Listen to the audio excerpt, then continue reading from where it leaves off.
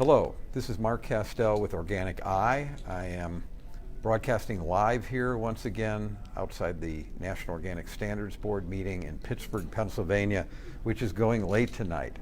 Organic Eye is a watchdog and investigative arm of Beyond Pesticides. We are basically not private eyes, but public eyes, and we're here witnessing and trying to influence the votes of the National Organic Standards Board, which reviews all synthetic and non-organic ingredients that are approved for use in organics. We just had a disappointing, although not surprising, vote to leave celery powder, conventionally produced celery powder, on the national list of approved substances.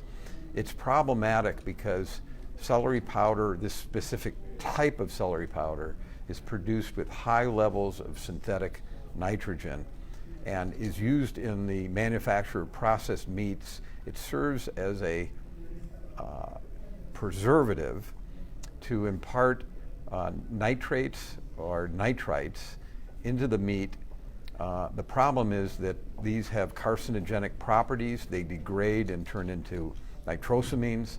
It doesn't matter if they're synthetic in their nature or whether they are derived from celery powder. They're still carcinogenic. The vote was 11 in favor of keeping on the list. 1, Dave Mortensen, who's an academic, happens to be from here in Pennsylvania, who's a true hero.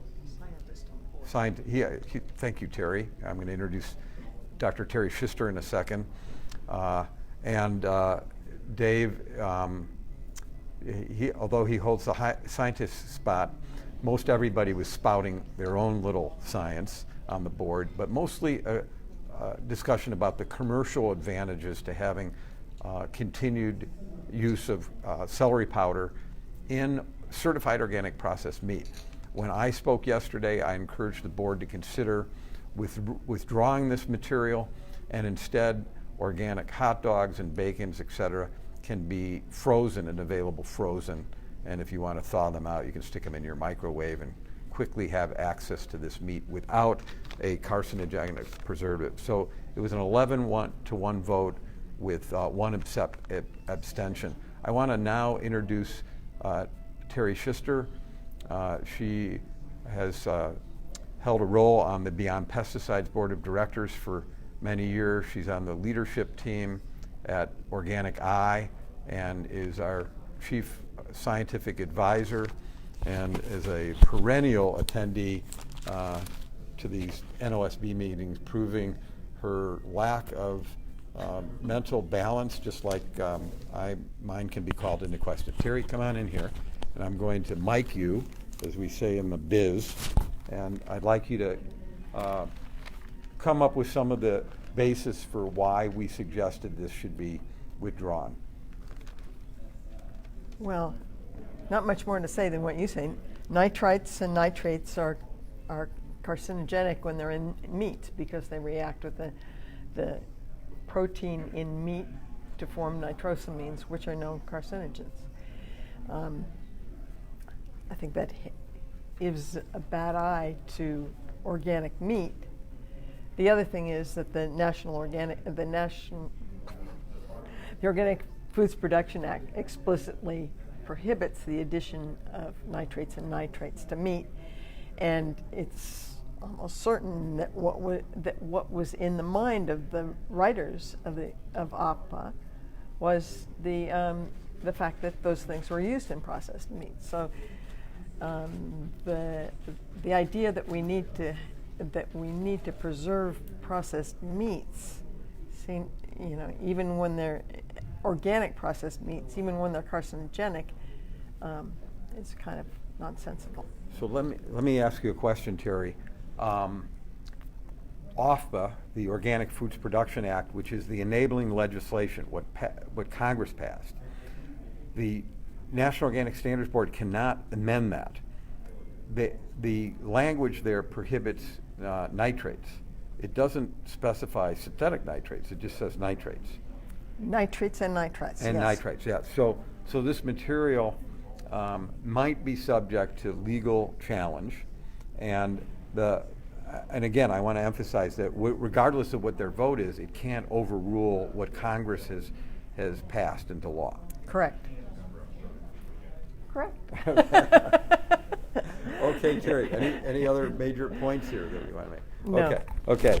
Terry and I are having a good time as we're coaching each other on the fundamentals here. I want to say that most of the day, thank you very much, Terry. She's going back in to monitor additional votes. And we're working overtime at 6:30 at night, and we're hungry, and we've been here all day. Most of today was public comment. And again, it's this conflict between commercial, corporate interests that I would attest or suggest that are really interested in the organic label for marketing purposes. And they all talk a great game about how we love organics and the impact to the environment. But these are people making a lot of money individually. Their corporations are benefiting from the ease, thank you, of, Nate, we're going to put you on the air here if you're not careful. They benefit from easier access to the organic label. So we've seen a lot of votes over the years liberalizing the working definition of organics, deviating from the original organic movement where it was a farming movement. And now that we're a $50 billion business, $50 billion industry, we have corporate agribusiness heavily invested, owning most of the large brands. In fact, if you go to the Organic Eye website, organiceye.org, and scroll down, we have Dr. Phil Howard's chart that says who owns organics, and you can check out your favorite brands.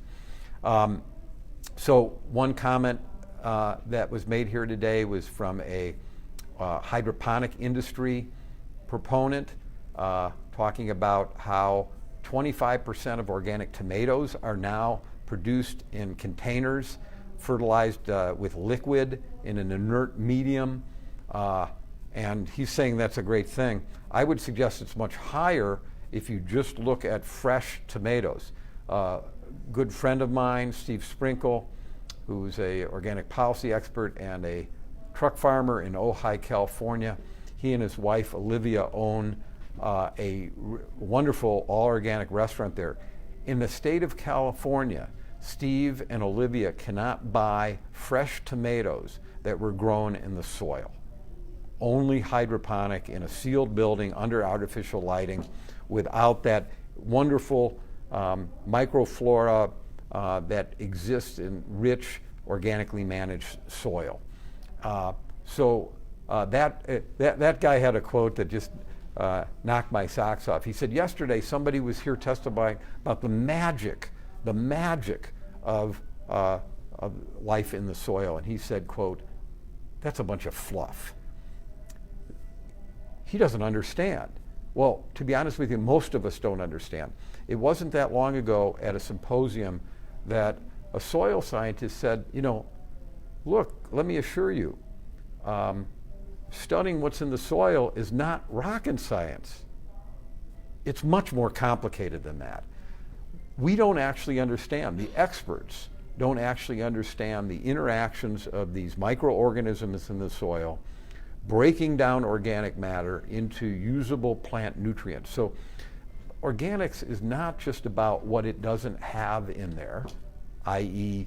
agrochemical residues, drug residues that we know are deleterious to their health, or naturally derived nitrates and nitrites. What might be most valuable about organics is what it does have in there, and that's superior nutritional content. As we've industrialized our farming systems over the past 70 years, many of the essential nutrients have been greatly reduced based on USDA studies, some as high as 30%. So we're eating more and more food, maybe craving more and more nutrients that just aren't there. So this is Mark Castell reporting live from Pittsburgh, Pennsylvania.